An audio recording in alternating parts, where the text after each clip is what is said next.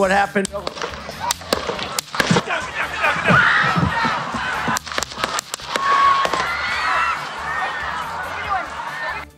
নির্বাচনী সমাবেশে গুলি করে ট্রাম্পকে হত্যার চেষ্টা, অল্পের জন্য প্রাণে বাঁচলেন সাবেক প্রেসিডেন্ট, আততায়ী ম্যাথু ক্রুকস রিপাবলিকান সমর্থক। ট্রাম্পকে এত কাছ থেকে গুলি ছোড়ার ঘটনায় যুক্তরাষ্ট্রের নিরাপত্তা নিয়ে প্রশ্ন, পরোক্ষ প্রভাব ফেলবে ভোটে মত বিশ্লেষকদের।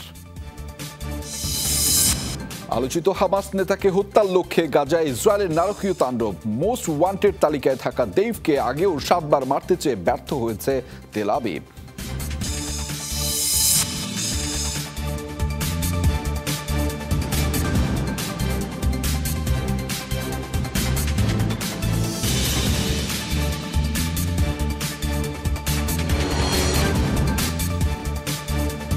দর্শক, এতক্ষণ শিরোনামগুলো দেখছিলেন, আপনাদের সাথে আছি আমি আহমেদ রেজা।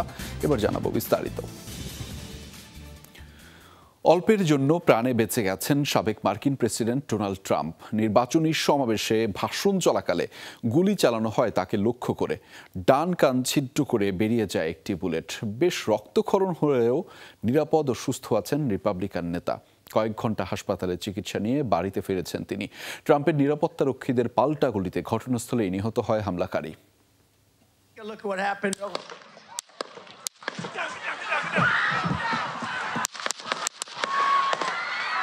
হাজারো মানুষের সমাবেশে হঠাৎই ছন্দপতন, বক্তব্যের মাঝেই গুলির শব্দ।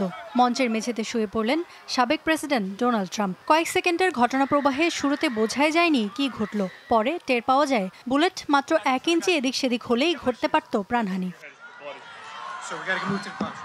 কয়েক সেকেন্ডের ভেতর রক্তাক্ত অবস্থায় গার্ডদের নিরাপত্তা বলয়ের মধ্যে উঠে দাঁড়ান ট্রাম্প। পরে জানা যায় গুলিতে ছিদ্র হয়ে গেছে ডান কানের ওপরের অংশ। ঘটনার আকস্মিকতায় সমাবেশ স্থলে ছড়িয়ে পড়ে আতঙ্ক। চিৎকার চেঁচামেচি, ছোটাছুটি শুরু করেন সমর্থকরা। এ অবস্থায় সমর্থকদের উদ্দেশ্যে মুষ্টিবদ্ধ হাত উঁচিয়ে ধরেন ট্রাম্প, মুখে উচ্চারণ করেন ফাইট।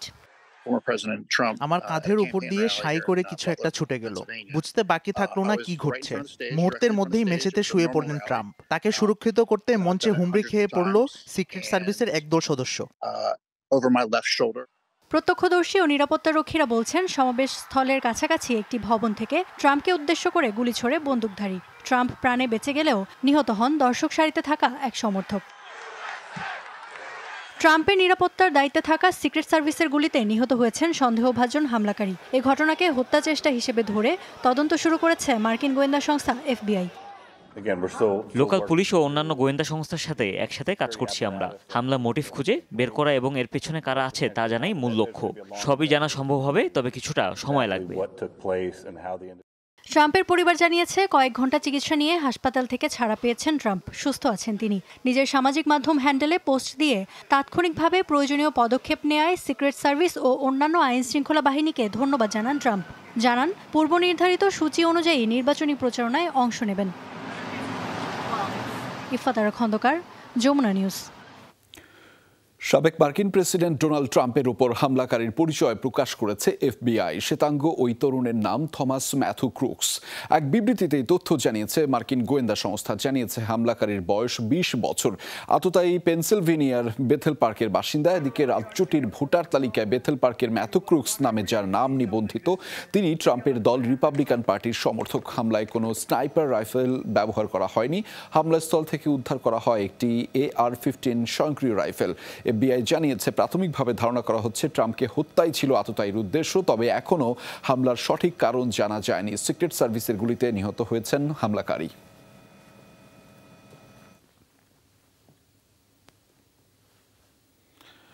নির্বাচনী সমাবেশে ট্রাম্পকে লক্ষ্য করে হামলার ঘটনায় ব্যাপক জোরদার করা হয়েছে সাবেক প্রেসিডেন্টের নিরাপত্তা। ঘটনার পরপরই নিউ ইয়র্কের ট্রাম্প টাওয়ারের সামনে বাড়ানো হয়েছে নিরাপত্তা কর্মীদের উপস্থিতি। ভবনে টহল দিচ্ছে সাদা পোশাকের পুলিশও। এছাড়া রাখা হয়েছে ডগ স্কোয়াড। এদিকে মারি লোগো রিসোর্টের আশপাশেও জোরদার করা হয়েছে নিরাপত্তা, বাড়ানো হয়েছে টহল। সাবেক রাষ্ট্রপ্রধানের অন্যান্য স্থাপনাও বর্তমানে রয়েছে নিরাপত্তা বাহিনীর নজরদারিতে।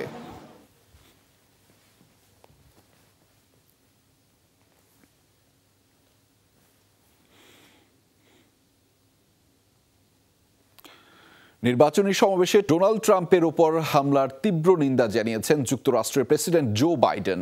ঘটনার পর ট্রাম্পের সাথে ফোনেও কথা বলেছেন তিনি। তাৎক্ষণিক প্রতিক্রিয়ায় বলেন, এ ধরনের সন্ত্রাসবাদের কোনো ঠাঁই নেই যুক্তরাষ্ট্রে। সবাইকে এক হয়ে সন্ত্রাসবাদের বিরুদ্ধে লড়াইয়ের আহ্বান জানিয়েছেন তিনি। জানান, ট্রাম্পের ওপর হামলার পুঙ্খানুপুঙ্খানুরূপে তদন্ত চলছে। কারো জড়িত থাকার প্রমাণ পেলে নেওয়া হবে কঠোর ব্যবস্থা। মার্কিন গণমাধ্যম জানিয়েছে, বিষয়টিকে হত্যা চেষ্টা বিবেচনা করেই তদন্তে নেমেছে FBI। মাত্র 4 মাস পর প্রেসিডেন্ট নির্বাচনের মুখোমুখি হওয়ার কথা রয়েছে ট্রাম্প ও বাইডেনের।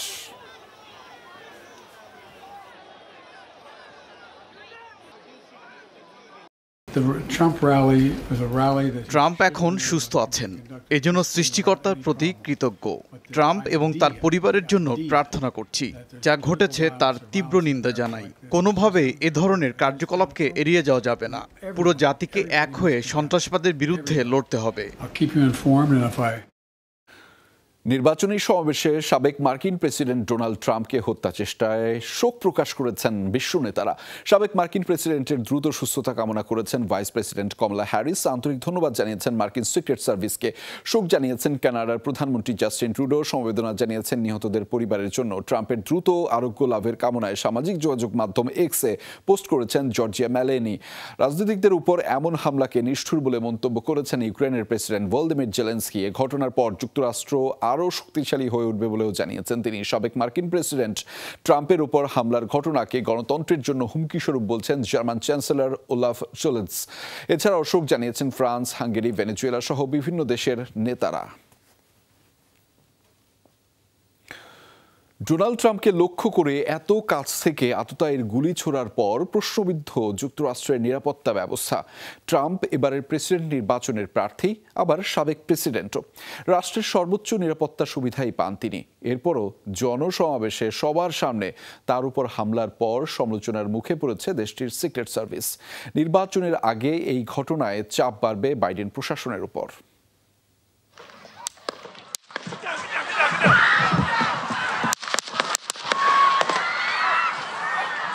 মাত্র 150 মিটার দূর থেকে হামলা হয়েছে সাবেক মার্কিন প্রেসিডেন্ট ডোনাল্ড ট্রাম্পের ওপর। জনসম্মুখে এত কাছ থেকে তাকে হত্যা চেষ্টার ঘটনায় এখন প্রশ্ন উঠেছে মার্কিন নিরাপত্তা ব্যবস্থা নিয়ে। সাবেক প্রেসিডেন্ট ও তার স্ত্রীকে আজীবন নিরাপত্তা দেয় মার্কিন প্রশাসন। তাদের নিরাপত্তার দায়িত্ব সিক্রেট সার্ভিসের। থাকে কয়েক স্তরের নিরাপত্তা ব্যবস্থাও। এছাড়াও মার্কিন প্রেসিডেন্ট প্রার্থী হিসেবে নিরাপত্তা পাওয়ার কথা ট্রাম্পের। গুরুত্বপূর্ণ প্রেসিডেন্ট ও ভাইস প্রেসিডেন্ট প্রার্থীকে নির্বাচনের 4 মাস আগে থেকে দেয়া হয় নিরাপত্তা। ট্রাম্পের পূর্ব নির্ধারিত জনসমাবেশেও ছিল সিক্রেট সার্ভিসের সদস্যদের পর্যাপ্ত উপস্থিতি। এত কিছুর পরও হামলার শিকার হলেন ডোনাল্ড ট্রাম্প। প্রত্যক্ষদর্শীরা বলছেন, রাইফেল হাতে হামলাকারীকে ভবন উঠতে দেখেছেন অনেকেই। সবার সামনেই এমন স্পর্শকাতর স্থানে বন্দুক নিয়ে ট্রাম্পের ওপর হামলা চালায় আততায়ী। রাইফেল হাতে এক ব্যক্তিকে একটি বাড়ির ছাদে উঠতে দেখি আমি এবং আমার আশপাশে যারা বসেছিল সবাই উদ্বিগ্ন হয়ে পড়ে। ভাবছিলাম, আমরা দেখতে পাচ্ছি নিরাপত্তা রক্ষীরা কেন দেখছে না? ট্রাম্প কেন এখনো কথা বলছেন? কিন্তু আমাদের কিছুই করার ছিল না। বলা হচ্ছে, নির্বাচনের আগে এমন ঘটনায় বেশ চাপেই পড়বে বাইডেন প্রশাসন। অবশ্য সমাবেশে কোনো নিরাপত্তার ত্রুটি ছিল কিনা তা তদন্ত করা হচ্ছে বলে জানিয়েছে FBI। ঘটনাস্থলে আমরা এখনো তদন্ত চালাচ্ছি। সেখানে কি ঘটেছিল, কিভাবে হামলাকারী প্রবেশ করলো, তার কাছে কি অস্ত্র ছিল, এসব কিছুই তদন্ত হবে। নভেম্বরে নির্বাচন। এর আগে নির্বাচনী প্রচারণায় এমন হামলার ঘটনায় সাধারণ মার্কিনীদের মধ্যে তৈরি হয়েছে উদ্বেগ। যদিও বলা হচ্ছে, এই ঘটনার পর নির্বাচনী তৎপরতায় ব্যাপক জোরদার হবে নিরাপত্তা। মোস্তফা মাহমুদ, যমুনা নিউজ। নির্বাচনের মাত্র 4 মাস বাকি থাকতে রিপাবলিকান প্রার্থী ডোনাল্ড ট্রাম্পের উপর হামলার ঘটনায় তোলপাড় চলছে যুক্তরাষ্ট্রে। তাৎক্ষণিক প্রতিক্রিয়ায় কয়েকটি জায়গায় বিক্ষোভ করেছে ট্রাম্পের সমর্থকরা। হামলার মুখেও অবিচল থাকায় ট্রাম্পকে বীর এবং সাহসী আখ্যা দিচ্ছেন তারা। এই হত্যা চেষ্টার কি প্রভাব পড়বে ভোটের মাঠে, তা নিয়েও চলছে নানা বিশ্লেষণ। দুই প্রার্থীর প্রচারণাকে কেন্দ্র করে যখন তুঙ্গে যুক্তরাষ্ট্রের নির্বাচনী আমেজ, তখনই হামলার শিকার রিপাবলিকান প্রার্থী ডোনাল্ড ট্রাম্প। খুব স্বাভাবিকভাবেই ভয় আর শঙ্কা ছড়িয়েছে সাধারণ মার্কিনীদের মাঝে। ভরা সমাবেশে সাবেক প্রেসিডেন্টকে এভাবে গুলি করা যায়, বিশ্বাসই করতে পারছেন না অনেকে। এটা খুবই ভয়ঙ্কর ঘটনা। এমনটা হবে কখনো ভাবতেও পারিনি। এগুলো আসলে সহিংসতার পূর্ব লক্ষণ। এভাবে চলতে থাকলে পরিস্থিতি আরও খারাপ হবে। বিবাদ এবং বিরোধিতা ছড়িয়ে পড়ত সবার মাঝে, একে অপরকে ঘৃণা করা শুরু করত। হামলার পরপরই ফ্লোরিডার পাম বিচে ট্রাম্পের বাড়ির সামনে বিক্ষোভ করে তার সমর্থকরা। গুলির মুখেও অটল থাকায় ট্রাম্পকে বীর এবং সাহসী আখ্যা দেন তারা। ট্রাম্প আমাদের একমাত্র আশা, তিনি ছাড়া আর কোনো বিকল্প নেই আমাদের কাছে। এমন হামলার কি প্রভাব পড়বে ভোটের লড়াইয়ে তা নিয়ে চলছে নানা বিশ্লেষণ। যদিও বিশ্লেষকরা বলছেন ডেমোক্রেট ও রিপাবলিকানদের উপর সরাসরি আদর্শিক কোনো প্রভাব ফেলবে না এই ঘটনা। সামনে নির্বাচনী প্রক্রিয়া অন্যদিকে যাবে এবং এই বিষয়টি, এটা কোনো রাজনৈতিক বিষয় নয় এই অর্থে যে দলীয় বিষয় নয়, দলীয় বিবেচনার বিষয় নয়। এগুলো অতীতে যখন ঘটেছে, রাজনৈতিক হত্যাকাণ্ড, প্রেসিডেন্টের হত্যাকাণ্ড কিংবা প্রার্থীদের উপর হামলা, সে সমস্ত ক্ষেত্রে এগুলো এফবিআই তদন্ত করেছে এবং এক্ষেত্রে এফবিআই তদন্ত করবে। বিশ্লেষকরা বলছেন দোদুল্যমান অবস্থায় থাকা ভোটারদের সহানুভূতি পেতে এই হামলাকে কাজে লাগাতে পারে ট্রাম্প শিবির। 2020 সালের নির্বাচনে হারার পর ক্যাপিটল হিলে নজিরবিহীন সহিংসতা চালায় ট্রাম্পের সমর্থকরা। সেই অভিজ্ঞতার আলোকে বিশ্লেষকরা বলছেন ট্রাম্প বেঁচে যাওয়ায় অল্পের জন্য বড় অস্থিতিশীলতা থেকে রক্ষা পেয়েছে যুক্তরাষ্ট্র। মীর মুশফিকা হাসান, যমুনা নিউজ। ট্রাম্পকে হত্যা চেষ্টার ঘটনার পর থেকেই আলোচনা চলছে মার্কিন সিক্রেট সার্ভিস নিয়ে। মার্কিন প্রেসিডেন্টের পাশাপাশি সাবেক প্রেসিডেন্ট, স্পিকারের মতো হাই প্রোফাইল ব্যক্তিদের নিরাপত্তার দায়িত্বে রয়েছে সিক্রেট সার্ভিস। ব্যাপক ক্ষমতাধর এই বাহিনীর এক একজন সদস্যকে হতে হয় যে কোনো পরিস্থিতি মোকাবেলায় অন্তত দক্ষ। দ্রুত অস্ত্র চালনায় পারদর্শিতার পাশাপাশি আনআর্মড কমব্যাটেও দক্ষ হতে হয় সিক্রেট সার্ভিসের এক একজন এজেন্টকে। ট্রাম্পের গায়ে গুলি লাগতে না লাগতেই ঝাঁপিয়ে পড়ে নিরাপত্তা বাহিনীর একদল চৌকস সদস্য, পরিচয় সিক্রেট সার্ভিস এজেন্ট। বিশেষ এই নিরাপত্তা বাহিনীর তাৎক্ষণিক প্রতিক্রিয়ার প্রশংসাও করেছেন আহত সাবেক প্রেসিডেন্ট ডোনাল্ড ট্রাম্প। রিপাবলিকান প্রার্থীর ওপর হামলার পর থেকেই আলোচনা চলছে যুক্তরাষ্ট্রের বিশেষ বাহিনী সিক্রেট সার্ভিস নিয়ে। মার্কিন সিকিউরিটি অফ হোমল্যান্ডের অধীনে থাকা বিশেষ বাহিনী এই সিক্রেট সার্ভিস যুক্তরাষ্ট্রের প্রাচীনতম তদন্তকারী ও আইন প্রয়োগকারী সংস্থাগুলোর মধ্যে অন্যতম এটি, যার শুরুটা হয়েছিল 1965 সালে। ট্রেজারি ডিপার্টমেন্টের একটি শাখা হিসেবে কাজ শুরু করে এটি। মূলত জাল ডলারের বিস্তার ঠেকাতেই প্রতিষ্ঠা করা হয় এই বিশেষ বিভাগ। 1901 সালে আততায়ীর হামলায় নিহত হন তৎকালীন মার্কিন প্রেসিডেন্ট উইলিয়াম ম্যাককিনলি। ওই ঘটনার পর প্রথমবারের মতো প্রেসিডেন্টের নিরাপত্তার দায়িত্ব দেওয়া হয় সিক্রেট সার্ভিসকে। মূলত তখন থেকেই মার্কিন মুদ্রার পাশাপাশি দেশটির প্রেসিডেন্টের নিরাপত্তা নিশ্চিতেও কাজ করে আসছে সিক্রেট সার্ভিস। প্রেসিডেন্ট ও তার পরিবারের সদস্য ছাড়াও ভাইস প্রেসিডেন্ট, স্পিকার, প্রেসিডেন্ট নির্বাচনের প্রার্থী, সফররত রাষ্ট্রীয় অতিথিদের নিরাপত্তা নিশ্চিতেও কাজ করে এই বাহিনী। মার্কিন নীতিমালা অনুযায়ী অত্যন্ত ক্ষমতাধর এই বাহিনী জারি করতে পারে যে কোনো ধরনের পরোয়ানা, এমনকি পরোয়ানা ছাড়াই গ্রেফতার করতে পারে যে কাউকে। অপরাধ এবং অপরাধী সম্পর্কে যে কোনো তথ্য দেওয়ার জন্য ঘোষণা করতে পারে পুরস্কারও। মার্কিন যুক্তরাষ্ট্রের অ্যাটর্নি অফিসের সাথে প্রতিরক্ষা এবং তদন্ত উভয় বিষয়েই ঘনিষ্ঠভাবে কাজ করে সিক্রেট সার্ভিস। সিক্রেট সার্ভিসে কর্মরতদের বলা হয় এজেন্ট। প্রতিটি এজেন্ট নিয়োগের ক্ষেত্রে নেওয়া হয় সর্বোচ্চ সতর্কতা। কয়েক ধাপে শারীরিক ও মানসিক পরীক্ষা নেওয়ার পর চূড়ান্ত হয় নিয়োগ। যে কোনো পরিস্থিতি মোকাবেলায় দ্রুত অস্ত্র চালনার পাশাপাশি আনআর্মড কমব্যাটেও দক্ষ হতে হয় এক একজন এজেন্টকে। 3000-এর বেশি এজেন্ট আছে সিক্রেট সার্ভিসের, যাদের মধ্যে 1300ই সরাসরি নিরাপত্তারক্ষী হিসেবে কর্মরত। ইফাতার খন্দকার, যমুনা নিউজ। যুক্তরাষ্ট্রের ইতিহাসে প্রেসিডেন্ট কিংবা প্রেসিডেন্ট পদপ্রার্থীর উপর হামলার ঘটনা নতুন কিছু নয়।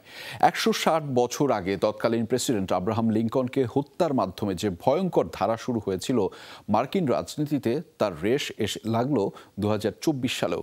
এখন পর্যন্ত আততায়ীর হামলায় নিহত হয়েছেন 4 মার্কিন প্রেসিডেন্ট এবং 1 পদপ্রার্থী, আর হত্যা চেষ্টার শিকার হয়েছেন 7 প্রেসিডেন্ট। 1963 সালের 22 নভেম্বর শুধু যুক্তরাষ্ট্রই নয়, বিশ্ব রাজনীতির ইতিহাসে ঘটে অন্যতম ভয়াবহ ও আলোচিত হত্যাকাণ্ড। যুক্তরাষ্ট্রের ডেমোক্রেটিক দলের প্রেসিডেন্ট পদপ্রার্থী জন এফ কেনেডিকে ছাদ খোলা গাড়িতে গুলি করে হত্যা করা হয়। যুক্তরাষ্ট্রের নির্বাচনের সময় প্রার্থীদের ওপর হামলা শুরু সেই অষ্টাদশ শতাব্দী থেকে। 1865 সালে গুলি করে হত্যা করা হয় আব্রাহাম লিঙ্কনকে। তৎকালীন জনপ্রিয় মঞ্চ অভিনেতা জন বুথ লিঙ্কনকে হত্যার কথা স্বীকার করেন। 1881 সালে জেমস গারফিল্ডকেও একইভাবে হত্যা করা হয়। 1901 সালে আরেক প্রেসিডেন্ট ম্যাককিনলেকে নিউ ইয়র্কে গুলি করে হত্যা করা হয়। তার মৃত্যুর পর তৎকালীন ভাইস প্রেসিডেন্ট থিওডোর রুজভেল্ট মার্কিন যুক্তরাষ্ট্রের প্রেসিডেন্ট নির্বাচিত হন।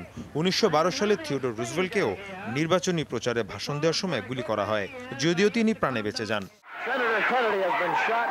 1968 সালে রবার্ট এফ কেনেডিকেও গুলি করে হত্যা করা হয় নির্বাচনী প্রচারণার সময়। 1975 সালে রিপাবলিকান প্রেসিডেন্ট পদপ্রার্থী জেরাল্ড ফোর্ডকে গুলি করে হত্যার চেষ্টা করা হয়। 1981 সালে হত্যা চেষ্টার শিকার হন জনপ্রিয় প্রেসিডেন্ট রোনাল্ড রিগানও।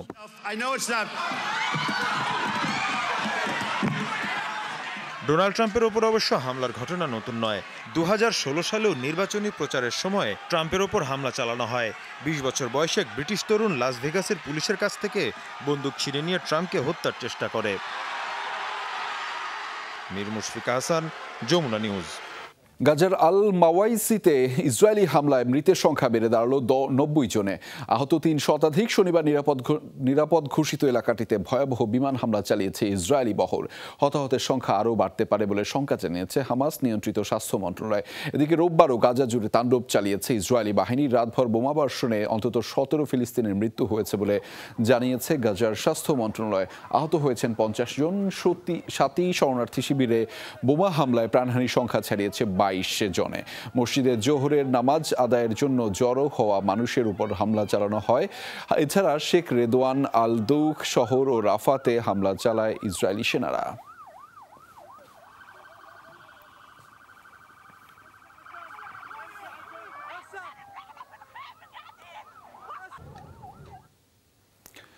গাজায় নিরাপদ ঘোষিত এলাকা আল মাওসাইতে ইসরায়েলি হামলার প্রতিবাদে বিশ্বজুড়ে নিন্দার ঝড় উঠেছে। হামলার ঘটনায় শোক জানিয়েছেন জাতিসংঘ মহাসচিব অ্যান্তনিও গুতেরেস। বিশ্ব নেতাদের দ্রুত যুদ্ধবিরতি কার্যকরের তাগিদ দিয়েছেন জর্ডান। দেশটির পররাষ্ট্র মন্ত্রণালয়ের মুখপাত্র জানিয়েছেন ইসরায়েল ক্রমাগত আন্তর্জাতিক আইন লঙ্ঘন করছে। আল মাওসাইতে ইসরায়েলি হামলার ব্যাপক সমালোচনা করেছেন মধ্যপ্রাচ্যের দেশ মিশরও। জানিয়েছে যুদ্ধবিরতি আলোচনার মাঝে এমন বর্বরতা তৈরি করছে জটিলতা। এদিকে ইসরায়েলকে শিশু হত্যাকারী বর্বর ইহুদি বলে আখ্যা দিয়েছে ইরান। পূর্বে ঘোষিত নিরাপদ এলাকা আল মাওয়াইসিতে ইসরায়েলি আগ্রাসনের নিন্দা জানিয়েছে তুরস্ক, সংযুক্ত আরব আমিরাত, ওমান সহ মুসলিম দেশগুলো।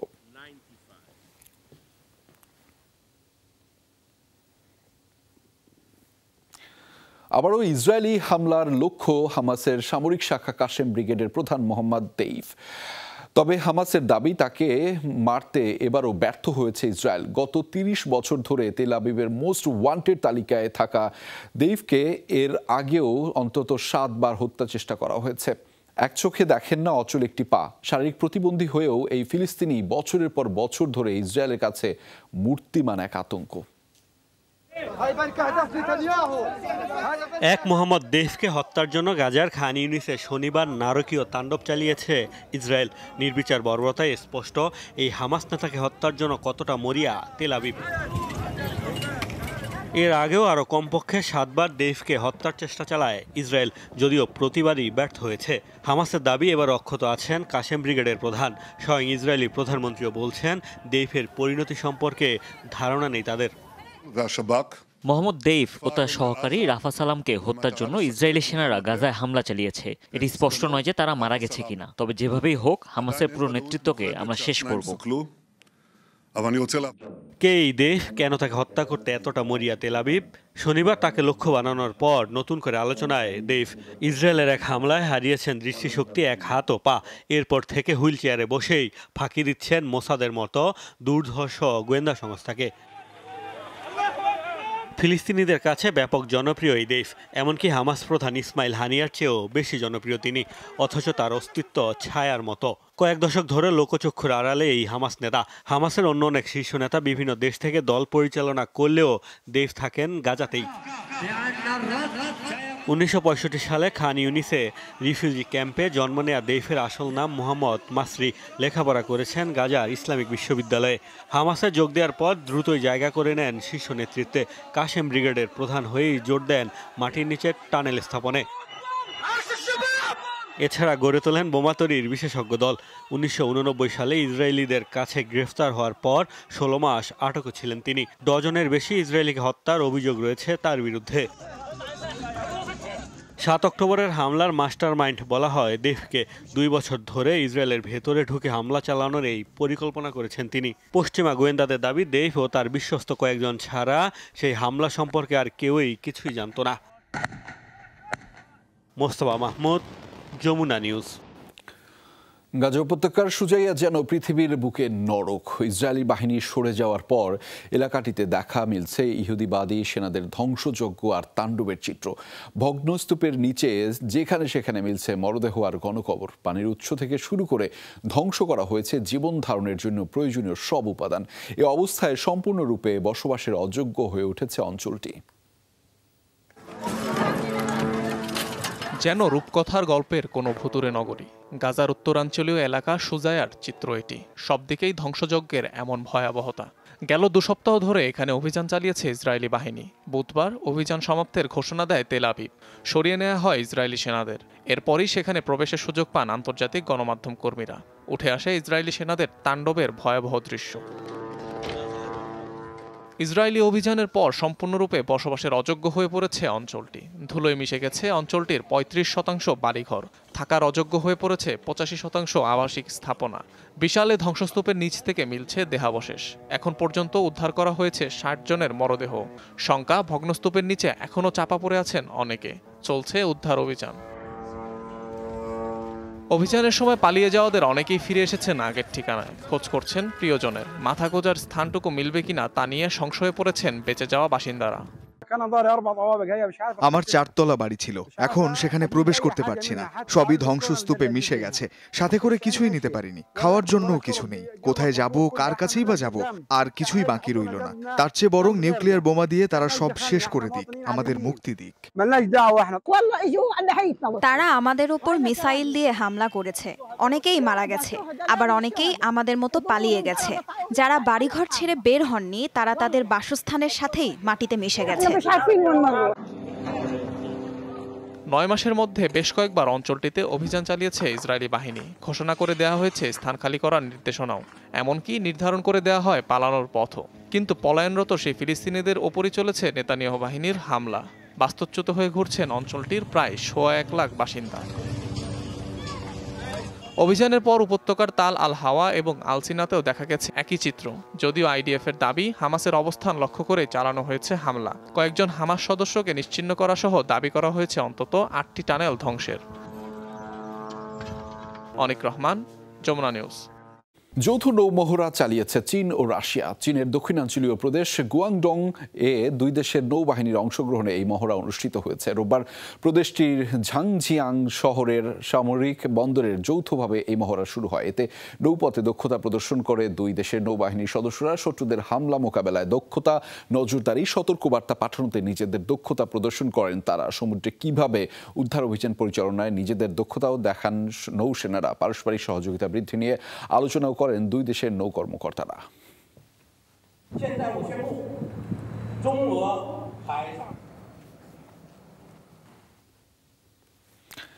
আম্বানি পরিবারের ছোট ছেলের শুভ আশীর্বাদ অনুষ্ঠানে মোদি উপস্থিত থাকলেও ছিলেন না গান্ধী পরিবারের কেউই। অনন্ত রাধিকার বিয়ের আনুষ্ঠানিকতা শেষ হয় শুক্রবার। শনিবার ছিল নবদম্পতিকে আশীর্বাদের জমকালো আয়োজন। বিয়েতে অংশ না নিলেও আশীর্বাদ অনুষ্ঠানে যোগ দিয়েছেন প্রধানমন্ত্রী নরেন্দ্র মোদি। তাকে স্বাগত জানান খোদ মুকেশ ও নীতা আম্বানি। সামাজিক যোগাযোগ মাধ্যমে ভাইরাল হওয়া ভিডিওতে দেখা যায় মোদির আশীর্বাদ দেওয়ার মুহূর্ত। প্রধানমন্ত্রীকে দেখা মাত্রই 5 হয়ে প্রণাম করেন অনন্ত। সাথে যোগ দেন নতুন বউ রাধিকা। নবদম্পতির মাথায় হাত রেখে আশীর্বাদ করেন তিনি। উপহার হিসেবে হাতে তুলে দেন রূপার থালায় সাজানো ঈশ্বরের ছবি। এদিকে মোদির বিজেপির প্রথম সারির নেতাদের পাশাপাশি আমন্ত্রণ জানানো হয়েছিল বিরোধী দলীয় নেতা রাহুল গান্ধীকেও। তবে শেষ পর্যন্ত কংগ্রেস নেতারা কেউই অনুষ্ঠানে যোগ দেননি।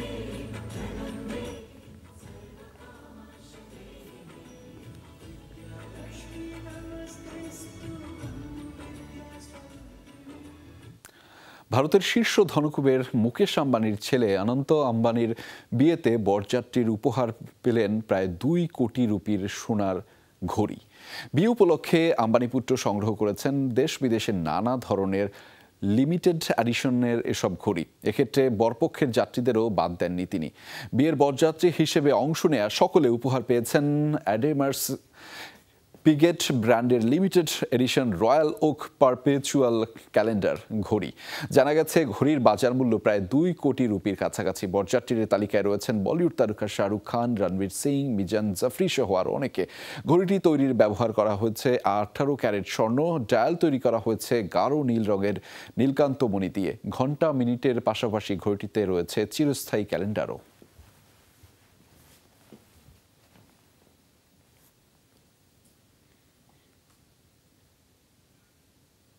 দর্শক, এই ছিল যমুনা ডেস্কে। এতক্ষণ আমাদের সাথে থাকার জন্য সবাইকে ধন্যবাদ।